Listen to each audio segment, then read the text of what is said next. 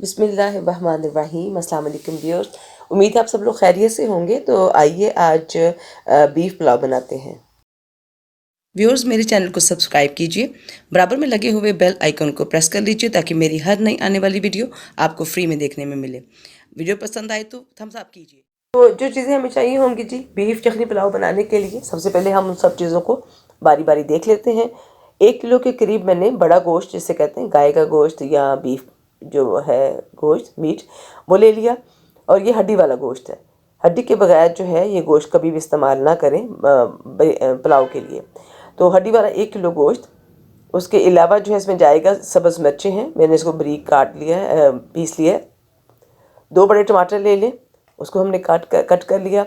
1 खाने का चम्मच जो है वो अदरक, और 1 ही खाने का चम्मच जो है वो मैं गार्लिक इस्तेमाल करूँगी। इसके अलावा 1 कप जो है वो मैंने अनियन, स्लाइस्ड अनियन है मेरा, कट कर लिया हमने इसको।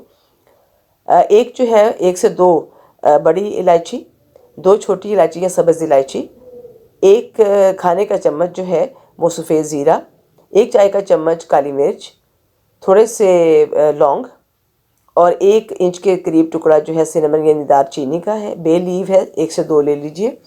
2 चाय के चम्मच जो है सुरख मिर्ची का पाउडर, और 3 चाय के चम्मच नमक ले लिया। मैं जो है इसके लिए देगची ले लीजिए। खुली देगची लीजिएगा ताकि उसके अंदर आपका जो यखनी है वो अच्छी बन जाए। मैंने प्याज डाल दिया, गोश्त डाल दिया। इसके अलावा उसके अंदर हम लहसुन करेंगे ऐड, अदरक को भी इसके अंदर ऐड कर देंगे। और ये सब चीज़ें जो हैं, हम चूँकि यखनी ही बनाएंगे और फिर डायरेक्ट इसको हम चावलों के लिए ले जाएंगे। टमाटोज़ ऐड कर दिए हैं। जो हमारे खुश्क मसाले थे साबुत वाले वो डाल दिए हैं। नमक और रेड चिली पाउडर जो है वो हम इसमें डाल देंगे।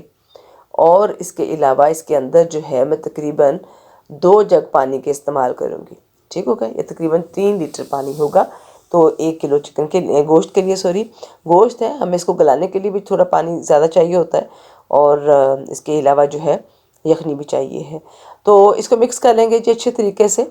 और अगर आप इसको पॉट पे रख रहे हैं तो ये तो तकरीबन 2 से 3 घंटे लगेंगे। अगर आप इसको प्रेशर कुकर में तैयार करते हैं तो ये आपका 20 मिनट के लिए प्रेशर इस्तेमाल होगा। तो जब हमारी यखनी जो है हम उसको तैयार करके और गोश्त को, यखनी को फिर अलग कर दिया।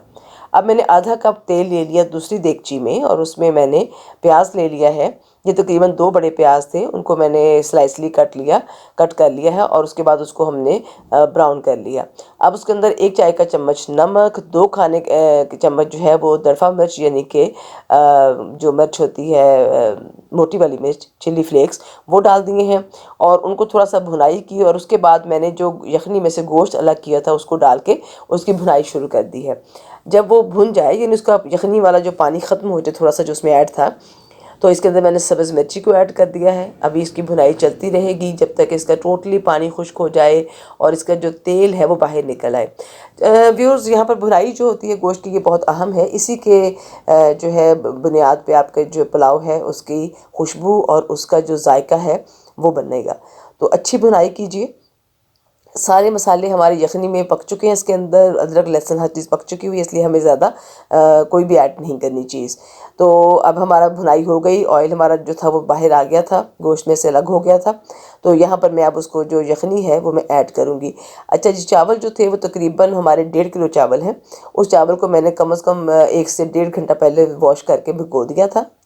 तो अब जो है हम यखनी जो है वो बराबर वज़न पे डालेंगे, यानी जितने हमने चावल लिए होंगे उसी वज़न के बराबर हम इसके अंदर यखनी को ऐड कर देंगे। यखनी जब है उसके अंदर बॉयल आ गया था तो मैंने उसके अंदर चावल जो हमारे भिगे हुए थे तकरीबन 1 से 2 घंटे के लिए, उसको हम डाल देंगे। चावल जितना भीगा हुआ होगा उतना आपका अच्छा चावल खुला पकेगा।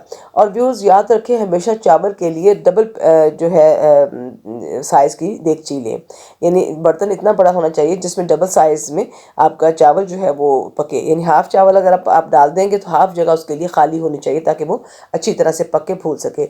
तो यखनी के अंदर मैंने जब वो बॉयल आ गया चावल ऐड कर दिया। अब चावल जो है वो पक रहे हैं, देगची मैंने इसको कवर करके रख दिया हुआ है।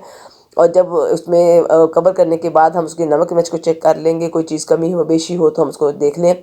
और उसके बाद मैंने ये देखिए इसको फिर कवर कर दिया था, पानी तकरीबन खुश्क हो गया है। जब ये वाली कंडीशन हो तो अब हम इसको दम पे लगा देंगे। तकरीबन 15 मिनट के लिए मैं इसको बिल्कुल हल्की आंच के ऊपर सादा दम लगा रही हूँ। कोई मैंने इसको यानी नीचे पेंदे में कोई चीज़ नहीं रखी, कोई कपड़ा ऊपर नहीं रखा, क्योंकि हमारा पानी बिल्कुल नॉर्मल था।